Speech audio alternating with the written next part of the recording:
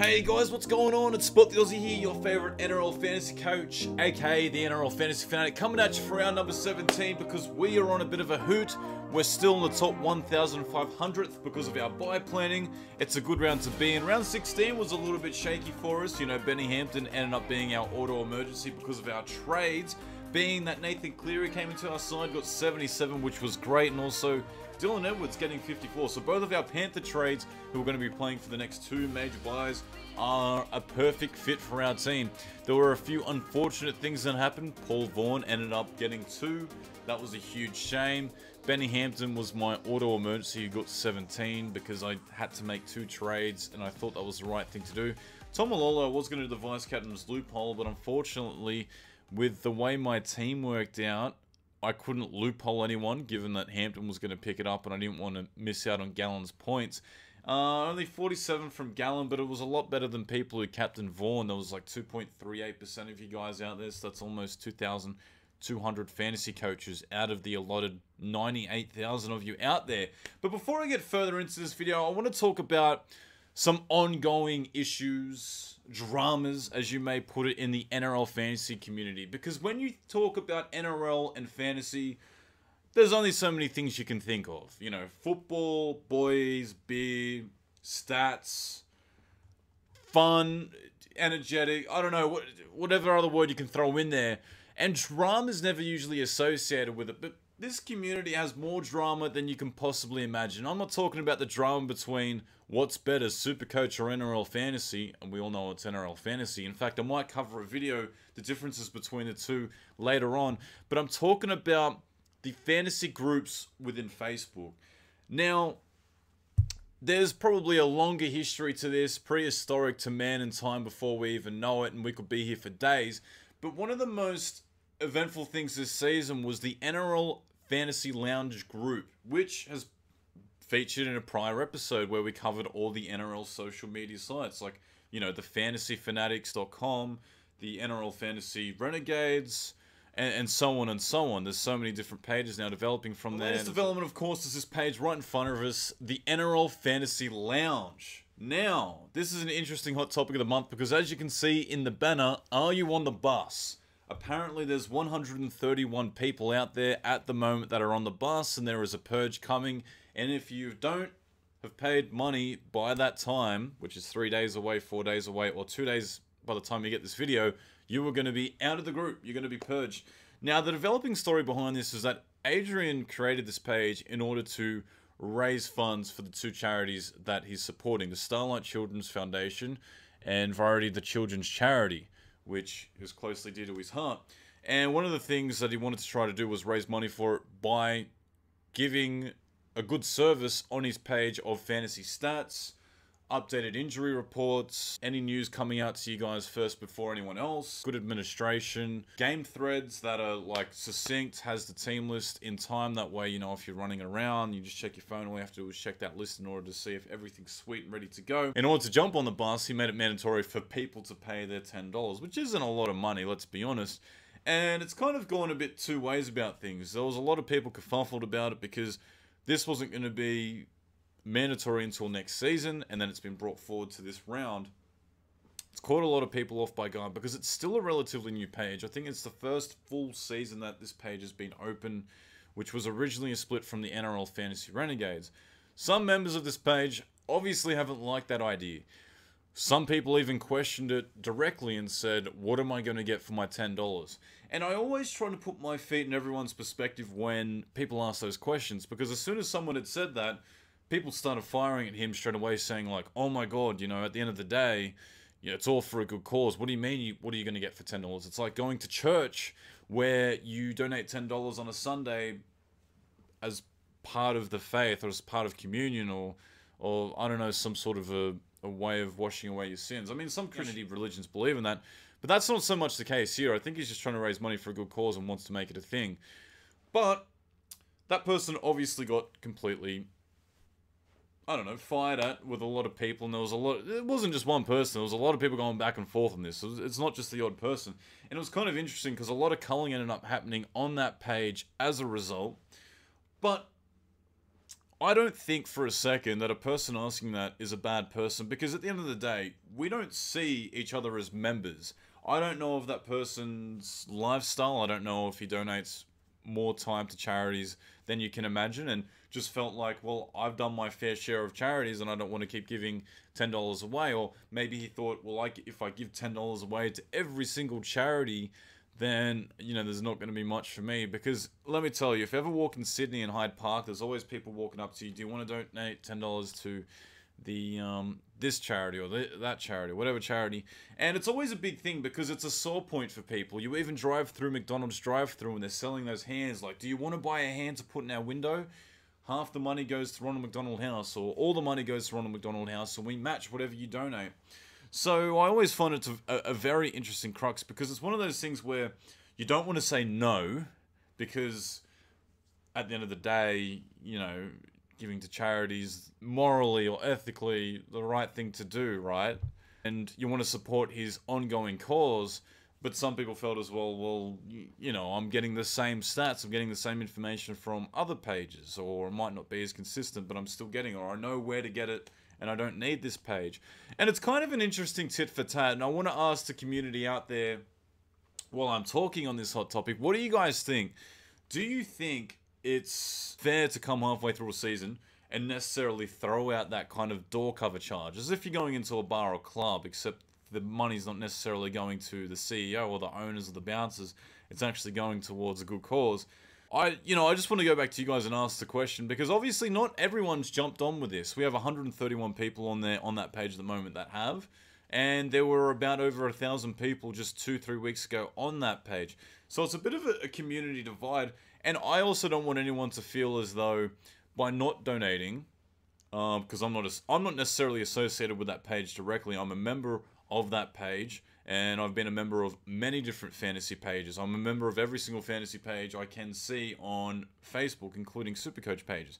But here's the kicker for me in all this, is that I don't think anyone should feel bad for not donating, and I don't feel like everyone should feel as though it's mandatory in order to donate or feel compelled to. I think if people think it's a good cause, and not even that they're getting a good necessary service out of it, not even that, you know, that they're getting a good service, or they think Adrian's doing a good job, or the people who monitor the page are doing a great job, but if they feel like it's a good cause, they should be able to do it.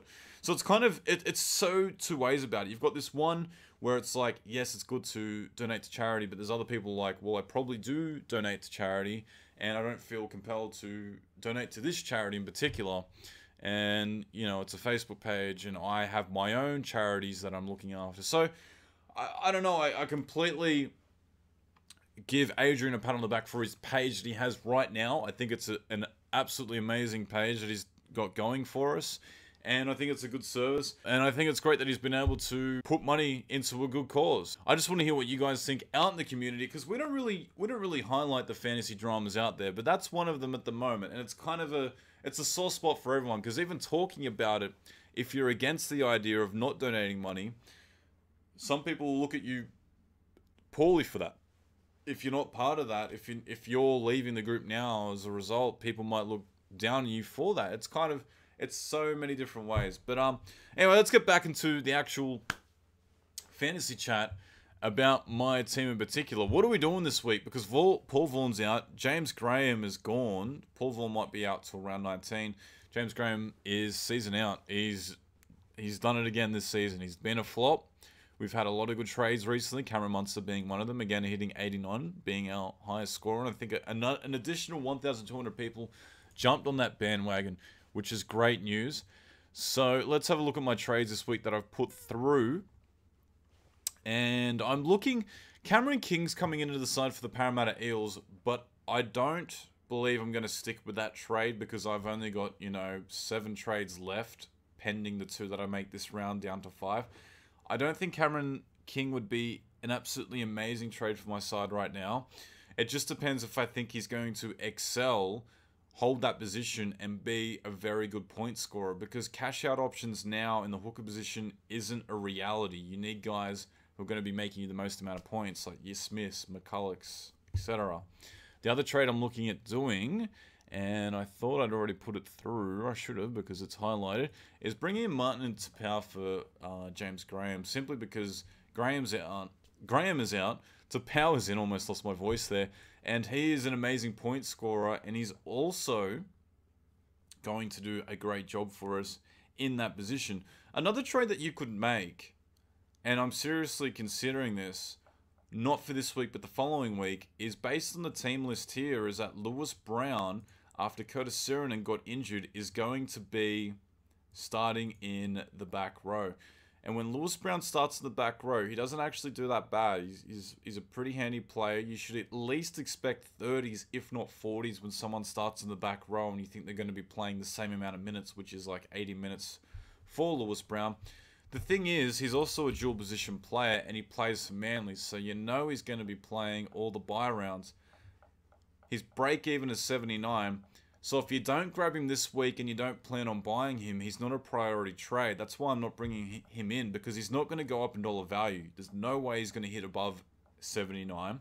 And if he did hit above 79 and he got like, I don't know, 90, he'd only go up like 4 to 5k, which is almost nothing, considering all the low scores he gets when he plays off the bench for like limited minutes, 21, 11, 28, 22 minutes. So here's my thing. I want to bring him in. I'm thinking about bringing him in for Joseph Leilua, or BJ. And the reason why is because Joseph Leilua's break-even is 22, so he's going to go up in value. But the other flip of that coin is I have two good enough centers at the moment in Sione Matautia and Tyrell. I think those guys are going to be good to stick in those spots. And there's no way you should be reserving a back row if you can avoid it. I'm only reserving one back row, and that's Cody Walker, because one of my front row was out, but I might trade him. I might reserve Cameron King over him. Really depends how my trades are looking. But that's pretty much how my trades are looking this week as we speak. Jarryd Hayne coming out of a bit of a shell for us as well. Break even of 3. I expect him to go up. It's a bit of a funny position I'm in, because I've got excess cash on my back row now if I plan on sticking with Jarryd Hayne. I'd love to bring in Tommy Trbojevic in the centers, because that would mean I can shuffle Hayne and Tommy back and forth. Even if I have an injury, all I have to do is just mix them back and forth, and that way it kind of works out for my team in covering both of those positions. At the moment, I'm a little bit stuck to what I can do, because I don't have dual position players in my second row. Look at that.